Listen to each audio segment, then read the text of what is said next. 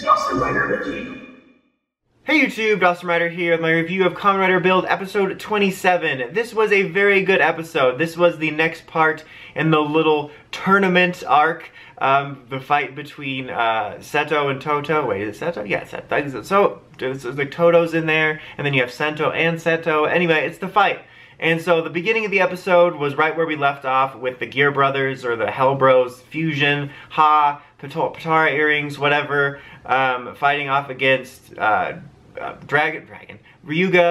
like, you know, it's the same thing. Anyway, and I like the way that fight played, because I honestly thought, you know, we got Grease's victory, and then I thought that, that Ryuga was going to get demolished, and he was going to be like, oh, it's so powerful, I'm demolished, and then, you know, we were going to come in with Sento. And that is what happened in a way, but not in the way I expected. Like, he actually got the upper hand on the Hell Bros guy, and he probably could have won, but he believed, like, their fake sob story about, oh, my brother's been kidnapped. And when it happened, I pretty much knew it was a ploy to trick him, but at the same time, I was, like, slightly worried, like, I hope this isn't real, just because we can't give everybody a sympathetic backstory.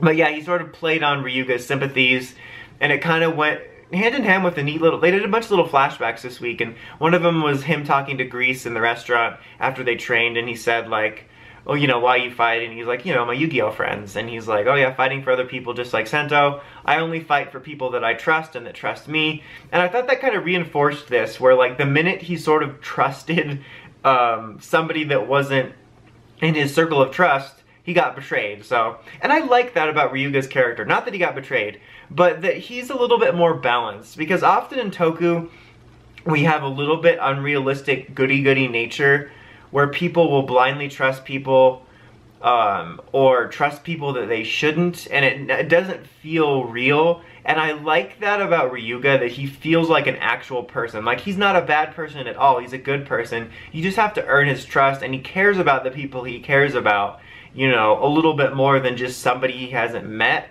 I mean, but of course it's shown in this episode he does have sympathy for people he hasn't met. But his priority is sort of the people he cares about, and I don't think there's anything wrong with that, and I think that's a lot more of a human approach. So I really like that about his character, and I like that his loss was because of that and not because he was weak.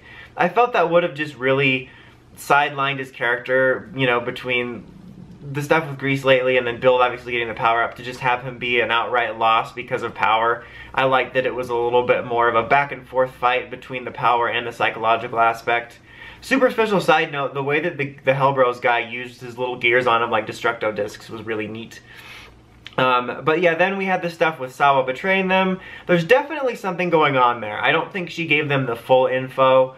My theory is she gave them the stats and the blueprints on RabbitRabbit, and Rogue will get the upper hand next week, but she didn't give him anything about Tank, or he doesn't know he can use Tank yet or something, and Tank will be how he beats him. That's my theory, but I definitely don't think she's full-on betrayal. And again, I mentioned this last week, and there was a bit of discussion about it. It's like, it's obvious that it was her, it's just I wish they hadn't done the previous betrayal storyline. Because even now, if she doesn't fully betray them, it just seems so redundant, you know? It just, I'm not sure why they would do that reveal twice. But there's definitely something going on there that she's not fully, you know, revealing to him, just based on the way she was interacting with the boss guy, like her subtle, like, I know something you don't know. Not like obnoxious, but kind of that, you know, reserved look. Like she's thinking about, oh, my secret plan, but not in a malicious way. I'm really misrepresenting her in this reenactment. But then she also called Grease and asked him to do something for her, and so, yeah, there's something going on there. We don't know yet, but definitely more than a straightforward, muhaha, I'm a brainwashed soldier, and I'm also a newspaper writer. But yeah, so there's more going on there. And as mentioned, there was nice use of flashbacks. I really loved the way the fight between Build and Rogue went down. It was really cool. Some really cool, like, cinematography, filming choices of, like, you know, they fought, but then intermingled with it, they would, like, pan the camera around and switch out to, like, you seeing them underneath the suit as humans. And, like, one moment you'd have just Build in the suit and Rogue out, and then, you know, Rogue in suit, Build out, and then both of them out. And it was kind of a cool twist on, like, something I hate in superhero movies when they always have to take their mask off, like, gotta see the actor! No, we don't. but it was kind of cool, like psychological psychological camera, but you know, like showing like what they're like on the inside, and it was a cool filming technique that was something different you usually don't see Rider do, and it was a good way of showing the emotions of the person underneath without having a dumb reason to get rid of their mask or helmet. And it just made the fight a little more interesting to watch, which was neat. And then they had it go hand in hand with flashbacks of him back when he was evil scientist guy who really didn't care about what destruction was in his wake so long as science advanced, and sort of reinforced the difference between who he was now and who he is now as Kiryu Sento. And I really like that because I like when significant upgrade forms are tied to some sort of development plateau or, you know, level. Like, that's one of the things I liked about Gaim, is that each significant form, like Jimba and Kachidoki and Kiwami, were like tied to some sort of notch in his development. And that's the way I felt it is with Build 2. Like this episode, his, you know, before he transformed into RabbitRabbit, was about him accepting, literally he said, I think he said surpassing, surpassing who he was as evil scientist guy. And that reminded me of when, I believe it was when Gaim transformed into Kachidoki for the first time, was when he decided to move past the fact, the reveal that the first monster he killed as Gaim was his friend, and he didn't know it. And it was a really neat moment. It kind of, they're different situations, obviously, but it reminded me of that, where there's some sort of mental obstacle that the protagonist has been struggling with in this little story arc for a few weeks, and then you're sort of moving past that, and then you reach a new level. It's kind of Dragon Ball Z-ish in a way, like you're transcending your limits into a new form. And I like the way that was played, because Build's done a good job of both.